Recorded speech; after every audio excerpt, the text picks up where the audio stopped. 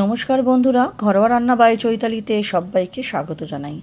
আপনারা তো রুটি আপনারা সবাই বানাতে পারেন। আজকে একটু আমি অন্য রকমভাবে রুটি চেষ্টা করলাম, যেটা কিন্তু যেমন নরম তুলতুলে হয়েছিল, খেতেও কিন্তু অসাধারণ হয়েছিল। তার জন্য আমি এখানে দুটো আলু সেদ্ধ করে নিয়েছি। আলু দুটোকেই আমি গ্রেটারে একটু গ্রেট করে নেবো। গ্রেটারে গ্রেট করে নিলে কী হবে, আলুর দলা ভাবটা কিন্তু থাকবে না। দেখুন, আলুটা কিন্তু আমার গ্রেট করা হয়ে গেছে। এবার এই আলুর মধ্যে আমি দিয়ে দেবো হচ্ছে দুধ। আমি 1 কাপ দুধ দিয়েছি, তার মধ্যে আলুর মধ্যে হাফ কাপ দেবো, দিয়ে আলুর সাথে একটু মিশিয়ে নেবো, আর বাকি হাফ কাপটা আমার পরে ইউজ হবে।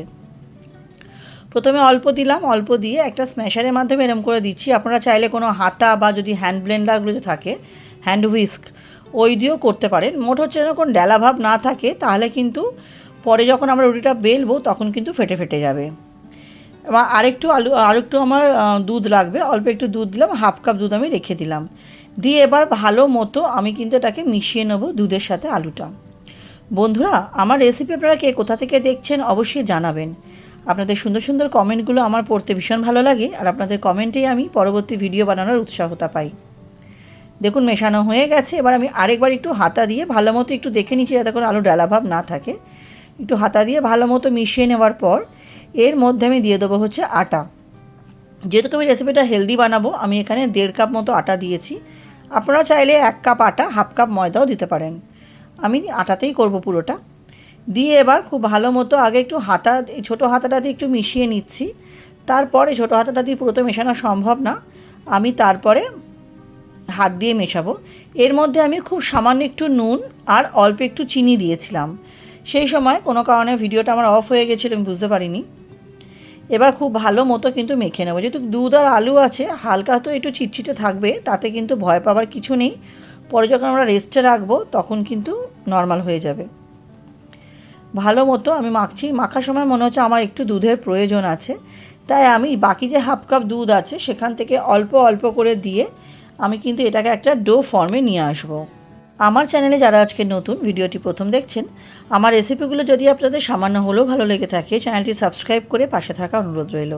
পাশে থাকা বেল আইকনটি প্রেস করে অল নোটিফিকেশানটা অন করে দেবেন, যাতে আমি চ্যানেলে নিত্য নতুন যখনই রেসিপি আপডেট করব সবার আগে আপনাদের কাছে নোটিফিকেশান পৌঁছে যাবে। পুরনো বন্ধু, নতুন বন্ধু সবাইকে অসংখ্য ধন্যবাদ এভাবে পাশে থাকার জন্য। দেখুন, আপনাদের সাথে গল্প করতে করতে কিন্তু আমার মাখা হয়ে গেল। এবার আমি এটাকে কিছুক্ষণের জন্য রেস্টে রেখে দেবো।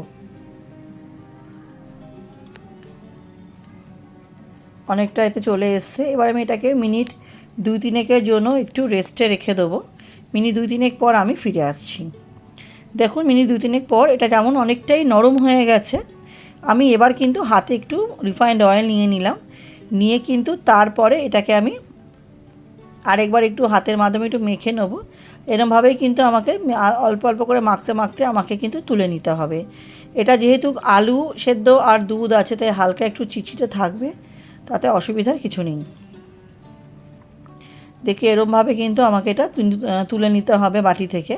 তুলে নিয়ে আমার যে চপিং বোর্ডটা আছে, যার মধ্যে আমি আর কি বেলবো, তার মধ্যে কিন্তু আমাকে নিয়ে নিতে হবে। তার আগে চপিং বোর্ডের মধ্যে কিন্তু অল্প করে একটু আমাকে তেল লাগিয়ে নিতে হবে, নাহলে চপিং বোর্ডের মধ্যে কিন্তু চিপকে যাবে।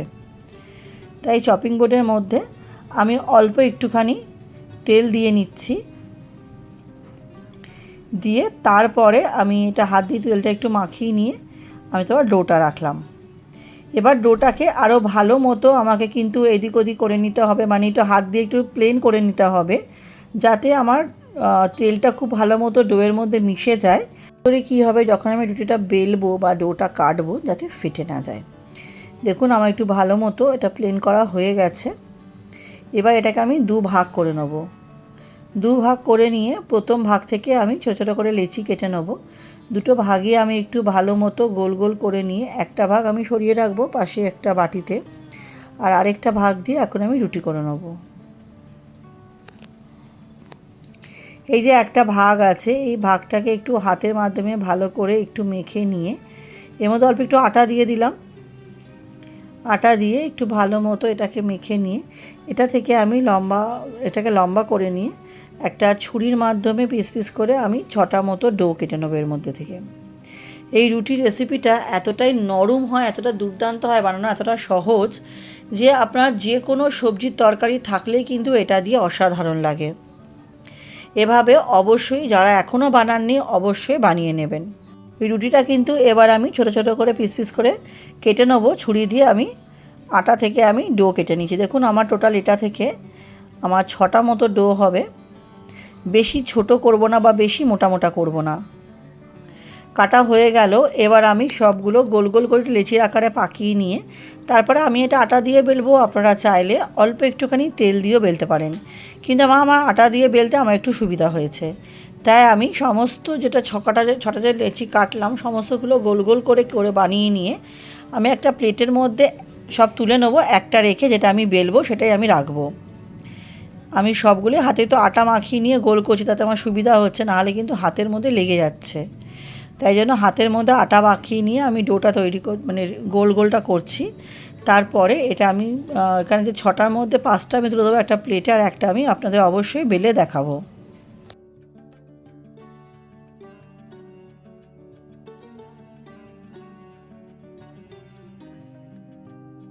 আমি দেখুন একটা ডো নিই, তাতে আটা দিয়ে একটু ভালো মতো এপিট ভালো মতো একটু চিপে নিই। এবার এটাকে আমি বেলে নিতে হবে। বেশি খুব একটা চেপে ধরে বেলবেন না, তাতে কী হবে লেগে যেতে পারে। আর যেই জায়গাটা মনে হচ্ছে যে গুঁড়ো আটা দেওয়া নেই, যার জন্য বেলুনিতে লেগে যাচ্ছে, তো সেই জায়গাটা অল্প অল্প করে একটু আটা দিয়ে নিতে হবে। দিয়ে কিন্তু এটা আমি বেলে নেবো, গোল আকারে বেলে নেবো। যদিও আমার রুটি সবসময় গোল হয় না। বেলে নিলাম আমি রুটিটাকে। এবার বেলে নিয়ে আমি একটা একটা করে সবগুলো রুটি বেলে নিয়ে সবগুলো আমি একটা একটা করেই সেঁকবো।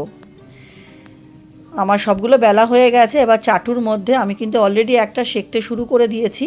আমি রুটিগুলো একটা একটা করে সেঁকে নিচ্ছি, আপনারা চাইলে দুটো করেও সেঁকতে পারেন। এরকমভাবে আমার প্রত্যেকটা রুটি আমি কিন্তু সেঁকে নেব। আমার রেসিপিটা আপনাদের কেমন লাগলো বন্ধুরা অবশ্যই জানাবেন। এই রুটিটা বানানো যেমন সহজ, খেতে কিন্তু অসাধারণ হয়েছিল। আরেকটাও দিয়ে দিলাম। এরকমভাবে আমি সবগুলো বানিয়ে নেব।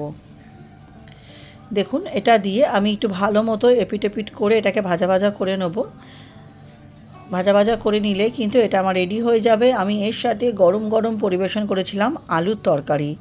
আপনারা এর সাথে যে কোনো তরকারি পরিবেশন করতে পারেন। আমার সাথে ভিডিওটা এতক্ষণ ধৈর্য সহকারে দেখার জন্য সবাইকে অসংখ্য ধন্যবাদ। আমি দেখুন একটা একটা করে সমস্ত রুটিগুলোই কিন্তু আমি সেঁকে নেব। সেঁকে নিয়ে একটা থালার মধ্যে সুন্দর করে সাজিয়ে দেবো। তাহলে বন্ধুরা আমার তো ভিডিওটা শেষের দিকে। ভিডিওটা আমি আজকের মতো এখানেই কমপ্লিট করছি। নেক্সট দিন আবার হাজির হয়ে যাব নতুন কোনো রেসিপির সাথে। আর আপনার সাথে গল্প করতে করতে আমি সবকটাই কিন্তু রুটি এভাবে সেঁকে নেব। আর সবকটা রুটি সেঁকে যাওয়ার পর রুটিগুলো দেখতে তো নর্মালি হবে, কিন্তু খেতে কিন্তু জাস্ট অসাধারণ হবে, নরম। আমাদের বাড়ির সবাই তো ভীষণ পছন্দ হয়েছে। তাহলে চলুন আজকের মতো ভিডিওটা আমি এখানেই শেষ করছি। নেক্সট দিন আবার হাজির হব নতুন কোনো রেসিপির সাথে। সবাই খুব ভালো থাকবেন, সুস্থ থাকবেন, সাবধানে থাকবেন। আর দেখুন কতটা নরম হয়েছে। নমস্কার।